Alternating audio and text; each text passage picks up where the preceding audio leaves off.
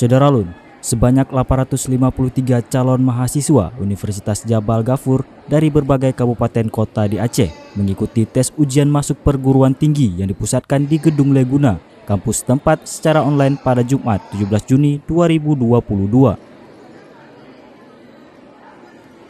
Rektor Uniga Profesor Dr. Bansu Irianto Ansari kepada Serambi News mengatakan tes ujian masuk bagi calon mahasiswa baru pada gelombang pertama ini diikuti oleh 853 peserta yang berasal dari berbagai kabupaten kota di Aceh, baik dari warga Pidi, Pidi Jaya, maupun Aceh Besar dan Biren.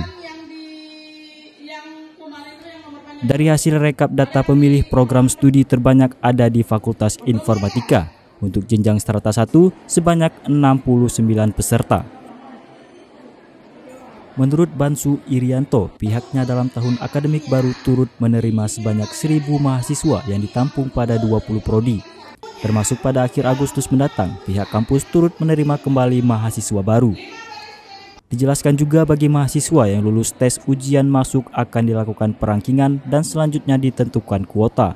Hal ini dilakukan untuk usulan beasiswa bagi mahasiswa yang memiliki potensi, berupa uang saku, serta biaya kuliah secara gratis pada setiap semester. Dari Pidi, Idris Ismail, Serambi On TV.